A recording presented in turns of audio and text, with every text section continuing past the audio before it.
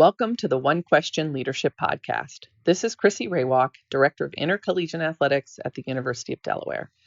One of the things that I appreciate and enjoy most about leadership is that it's a journey, not a destination. It involves lots of different twists and turns, and you need many different types of people to go along with you on your journey in order for it to be successful. So today, I invite you to start your leadership journey with this podcast. Enjoy.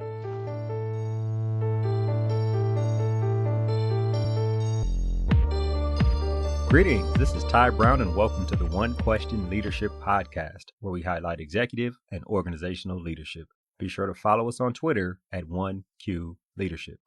This episode will be hosted by one of our guest hosts, Kendi Hilliard. Kendi is a student athlete with Illinois State and she's also an intern in the athletics department. Take it away, Kendi. Welcome to the One Question Leadership Podcast. My name is Kendi Hilliard and I'm a current volleyball player at Illinois State University, and I will be guest hosting this episode of One Question. On this podcast, I will be featuring Dr. Renae Myles Payne, the current Senior Associate Athletic Director for Administration at the University of Miami. Hi, Dr. Myles Payne, and thank you for coming to talk to me on this podcast. Hi, Kendi. So happy to join you today, and please feel free to call me Renae. Okay, yes, ma'am. So last time we spoke to you on One Question, you were at Winthrop, but now you're at this new role and new position at the University of Miami. Can you tell me a little bit about your duties there? Yes, so recently I joined the University of Miami in October of 2019 as their Senior Associate Athletic Director for Administration. And so my role pretty much falls into about four buckets: administration, travel, supervision, and culture. And so a little bit about each of those four buckets. So administration is the totality of game contracts, policies and procedures, equipment, video services for football. And then travel is I oversee all of the team travel and individual travel for the coaches, chartering planes, getting hotels, and I'm the liaison for our travel company, Anthony Travel. And then sports supervision, I oversee swimming, golf, and diving. And then culture, which is my favorite part of my job, I would say, is the pieces where I oversee the strategic planning, professional development, and the diversity and inclusion pieces of our athletic department. So that encompasses my job in those four buckets. Wow, so it seems like you're just a busy woman. You're touching on so many subjects of the University of Miami's athletic program, and I love how you mentioned culture. Can you describe a little bit about how Miami's culture is different from other schools? Yeah, so it's funny. I think most people have always had that probably love-hate relationship with the University of Miami from the previous days of being that school that invented swag, the championship days, and the football student athletes who've gone on to the NFL. I think Miami ranks in the top two. They're one or two nationally with the most NFL drafts. And so it is the culture of, we're the greatest, we're the best, and you come in and you're involved in that culture immediately and endowed in that culture because a lot of the former players are around often. They work out there. They involve themselves in what we're doing in the community, and they stay connected to the program. And so part of my job is to make sure that that culture is seeped into not just the football program, but also into the staff side of things. So you can have it on the sports side, but sometimes the staff kind of goes missing a little bit. And so part of my role is to help infuse that culture within the entire staff and to maintain that sense of, I say, swag or high level of competition, even with the athletic administrators. So as we talk about the swagger and the new thought processes and implementing it into this new day and age, but what are some of your thoughts on bringing back student athletes during COVID-19, and what are some restrictions and challenges you're going through now as you bring those student athletes back? Yeah, so one of the things that hits me differently than some of my other colleagues is understanding that, COVID-19 is affecting the minority population at a greater level than others. And so we're making certain that our plan, in its totality, it's also making sure that we're touching on the areas that will affect the student athletes of color a little bit, differently. And so we're, beefing up the level of security and health concern in those spaces that need to be, increased. So in the sports of, football and men's basketball, there's a very high level of concern from parents and sometimes the student athletes themselves about what are going to be the protocols specifically for me to make sure that I am protected. And so we're taking a very close look at how we do that and making certain that when they do come, that they feel that they have the utmost protection. They feel as safe as they possibly could be, and that they are also adhering to the protocols that we're putting in place. And that is not just for the minority student athletes, all student athletes, but specifically making sure that the minority student athletes do feel that a amount of care has been put into the plan to protect them at a greater level. I know how you put an emphasis on the people of color and just giving them equal opportunity, and I know that you're also a board of director for MOA. Can you clarify what the organization is and what are some of its benefits? Yeah, so essentially MOA is an organization that is an umbrella organization that advocates for people of color in athletic administration, for student athletes and coaches alike. It's that one organization that still exists, where people of color can point to as a voice of reason, as a national voice of reason, and issues that affect us specifically. And so you talked about some of the benefits, of being a part of MOA, is, you get to work on committees. I joke with some of our younger members in the organization that if they decide to work on a committee within MOA, it helps them be ready to work on a committee at the NCAA level. And they probably are working a little bit harder in MOA, actually. And we provide scholarships and we provide grants for professionals. And a lot of times the only grants or scholarships that most people get are just coming out of college. But we're doing it for people who are already professionals, who are already sitting in a chair or a seat in an athletic administration position and need assistance with going back and getting that master's degree or that doctorate degree. Or you need a grant or you need financial assistance to do some professional development over the course of a year. So we provide tangible benefits like that. We provide awards. The former president of Winthrop, my former boss, actually just received an award from MOA last week as a Charlie Whitcomb Service Award winner. So we identify and give out awards to people who are advancing the mission of diversity and inclusion throughout the NCAA, NAIA, collegiate athletics in general. Educational opportunities, like last week we hosted our symposium. We have webinars all through the year that are open to members, and we also open it up to non-members sometimes. And career opportunities. We get calls. Several of us on the board or our executive director, Stan Johnson, will get a call from a president or an administrator in the business who are looking for candidates who fit a job description that they have and want to make sure that their position is inclusive and has minority candidates applying for it. So we are seen as kind of that one-stop shop for people who want to become part of the organization and can have a place where they know that they can get a voice on the national stage. Great. Well, I'm a little upset that there's not a student athlete version, or if there is, I need to join it. Okay.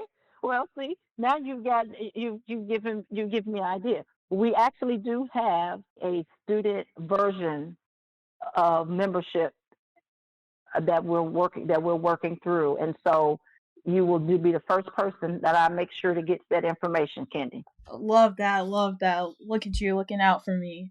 Of course. Has MOA made a statement regarding the recent climate of social injustice and racism in America?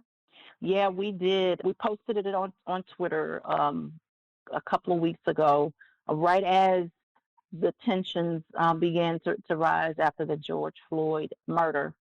And I would say that our statement was probably a little different than most, as we were more prescriptive in how we wanted our allies and institutions around the country to look at what they do next. And so, out of the frustration, after the anger, after the hurt, what is it that we need to do to move forward? And so, some of the things people had already started doing, but some things we thought needed to be probably said and stated. So, yes, conduct your wellness checks on the student athletes and the staff, and make sure that they're okay. Make sure you're providing a safe space for student athletes and staff to have this dialogue of what's going on in the country. One of the things I really like is being an active listener. So everybody has said, okay, we need to listen. We need to listen. Yeah, I want to make sure you are an active listener, because if I'm asking you to be an active listener, you are actually using all of your senses to sit and hear what I'm saying, and then you're prepared to go out and do something to help be part of the solution. You call out the colleagues that are saying things that are not good. If they have any stereotypical beliefs, and they make them known openly, be that person who stops them and says, well, hey, that may not be okay. I have a colleague who may not dance, or have any of the beliefs that you're saying right now that might be stereotype. Call out the discriminatory actions that are in policies within departments. And you can't, as someone says, you can't cure everything, but you can be an active change agent where you are.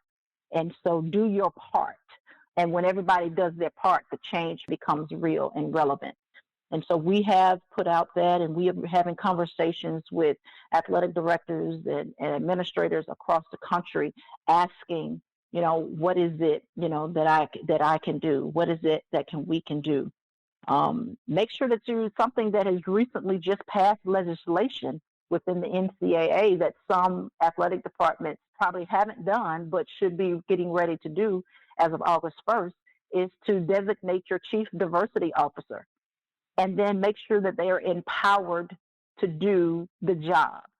Because it's one thing to have a chief diversity officer or a person designated to work on diversity and inclusion issues within your department, but then they're not empowered to do the work. But I think after this George Floyd incident, everything has had an uptick on the level of empowerment and responsibility that folks that do this kind of work have. And so excited to get to work and have those types of conversations and discussions with colleagues across the nation. So you have this method of how to approach this social injustice with your colleagues around. Have you always used this method? And if so, has it changed since you moved to Miami? And how are y'all addressing it at Miami? Yeah, I think you have to be cognizant of everywhere you go. You may have to adjust your messaging. So I'll give you an example. As I got the job at Winthrop, I was the COO, Chief Operating Officer, so the number two to the athletic director. And I asked him to read a book before I began my job, and the name of that book was White Like Me. by Tim Wise. And I wanted him to read that book so he had a full understanding of the privilege that he had as a white male in his role as not just an athletic director, but is in society.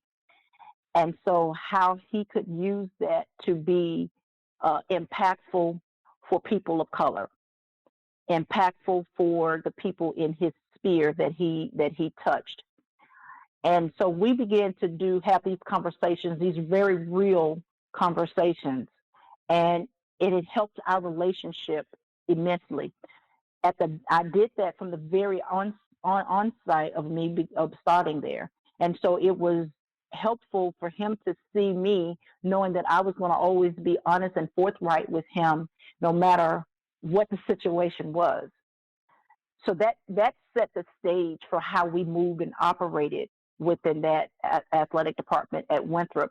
And when we did our strategic plan, which I helped lead and steer, the first letter in our strategic plan, the acronym was DRIVE, and the first letter was diversity. D stood for diversity. Moving from there to Miami, I've been here for about 9 months, and a lot has happened. You got COVID-19, you got the current climate of the George Floyd murder and all of that, and so it's kind of switched how I've had to have these dialogues. You first come into a job. I'm not the number 2 to the athletic director.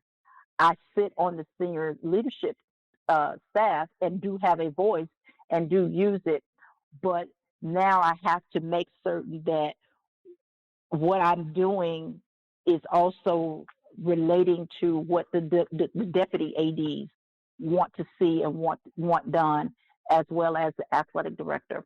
So there's just one layer to my work and how I move forward. And so similar things will begin to happen now because of the climate. Things changed. Now I might not have to move as slow as I was before. It's sped up a little bit. So we have to implement some things faster than it would be if I had a full year in to assess everything, to see everyone, to talk to all of my colleagues, to get to know every coach and how they move and how they operate. I don't have that kind of time now. Now I have to be very prescriptive right now and do the things that's necessary to catch us up with what everyone else is doing in the nation because of the current climate. So at Winthrop I had time, and now I don't. That was such a great answer, and I know from speaking to several other student athletes that we just don't think about things that happen at an administration world or administration industry and how fast it goes because we only see it from our perspective. So I love hearing it from your perspective and the change of pace, because to me that's similar to moving from high school volleyball to college volleyball. It's a total different change, and I appreciate that answer. And I just have a question about you prioritize promoting opportunities for people of color. Why did you choose that as your emphasis on moving up in your career? Literally, I'm just simply paying it forward. People helped me, and now I'm in a position to help others. I always said that if I ever get in a position of influence, trust and believe, I'm going to be influential. And I know there are people coming behind me in these roles who need the guidance that I was given. In all transparency, Kendi, I wasn't the easiest person to guide, because I started out kind of sometimes thought I knew, knew it all and knew everything. But there were people in my corner who saw that I could be good at this and did not give up on me and continued to prune me in a way to help me grow and to keep saying, no, Renae, you need to kind of go this way. And I'll give you an example. The role of the symposium chair for MOA, for instance, I've had that chair position about maybe 5 years now. And the person who had it before me is a legend in this business. Her name is Alfreda Goff. And Alfreda Goff, to my knowledge, I didn't know this, had been watching me since 2011 when I got on her committee. And I was outspoken and I would say things, and she would just help me say it differently, help me say it in a way where people could digest it and could hear it. So because I listened, and that's one of the things I tell young administrators now, you have to be coachable. You did not join a team and automatically was an NCAA All-American.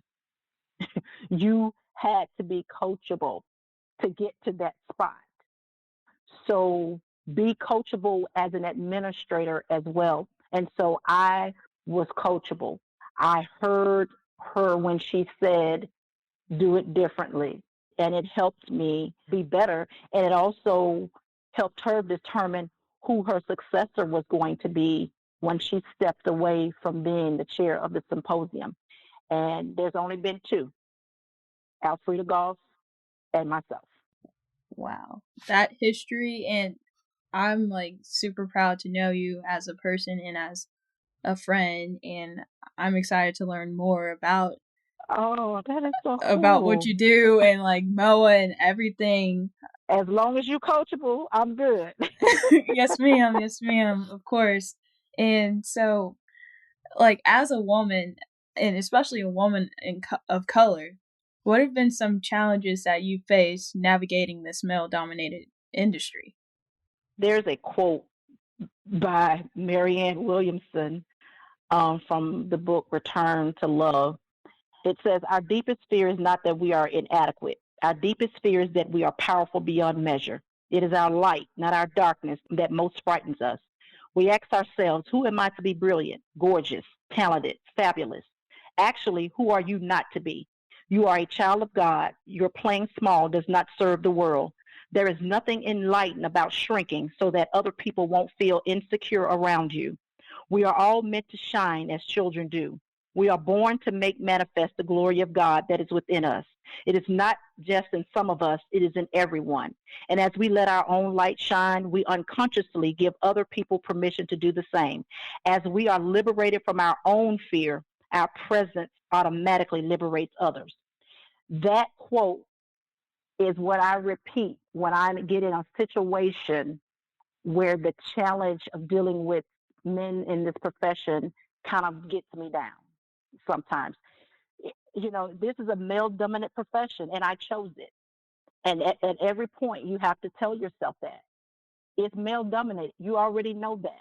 And you chose to operate in this male-dominant profession. So the likelihood of you experiencing a staff member or a coach that doesn't want to report to a woman is likely. Inappropriate comments, in a meeting to make you feel uncomfortable on purpose, likely. Your light shining brighter than maybe your male counterpart or your boss, likely. So you must know that is going to be a part of it, but you don't dim your light still because that might happen. You continue to shine and continue to encourage the other people around you to shine with you. I consider it the halo effect. If there's a positive impression about me somewhere in this world, because I work with you, there's a positive influence about you and the institution and everybody who works here. So use it as a halo effect. And that's what I do. I know there's challenges there, but I don't dwell on it. I don't worry about it. I just keep moving. I keep knowing that I'm powerful. Expect the unexpected that'll come, and then keep shining. And that's what I encourage all the women every time I talk to, young ladies who may be going through some issues at work with their male counterparts. That's what I encourage them to do. Read Marianne Williamson and keep shining. Wow. I'm speechless. I just feel like I just want to run through a brick wall now. You just hyped me up and boosted my confidence. That's right. That's what this ain't that's what the one question for? Ain't that's what Ty brought you, you know what I'm saying, on here to do? We get encouraging women around the world. Yes, ma'am. Okay. All right, let's go. For my last question, what advice do you have for me to ensure a successful transition from playing to then working in college athletics? What you're doing right now is amazing. I wish I had done it. I probably was further along in my career by now if I had done that. I mean, I was a former student athlete too, and I just didn't think about the opportunities to move forward and do college administration at that time. But yeah, what you're doing right now is amazing, and I would also encourage you to study the profession, study the profession and the people in it. I mean, I did my dissertation on this profession, you know, so studying this profession and the people in it is key. You know, identify a male and female administrator that speaks to your experience and the path that you want to take, and be consistent in reaching out to them. I know your aunt, Dr. Janice Hilliard, who was a mentor to me coming up. She was one of those people that I looked up to, and that saw something good in me and helped me shape it. So I'm in a position that I am today. And so you're starting early enough to identify those male and female administrators that speak to you. Um, and then properly manage your social media, because you're still in an age where you're going to do things. You know, life is cool and life is fun, and there'll be things that you'll want to do and post because that's your guys' life. That's your culture. That's what you do. I would just say properly manage it. So when you're 25 and you're looking for that first job, they won't have what you did when you was 21 sticking up in their face, because it doesn't match. It's not inappropriate. It's inappropriate for a person in your in your position now. So properly managing your social media would be another key area that I would suggest. Thank you so much for the advice, and I'm so honored to learn from you today and continue to learn from you in the future. And I'm also ecstatic that we're sorority sisters in the Sigma Gamma Rho Sorority Incorporated. Yes. And yep. And I'm just super honored that I got you on the podcast today. So thank you for coming on. That's awesome. I definitely appreciate the opportunity, and you working with Ty, and everything that you guys are doing is awesome, and continuing to develop and inspire people in this profession. I thank you for it. Yes, ma'am. Thank you for tuning in, and as always, I'm Kendi Hilliard, and go you Redbirds.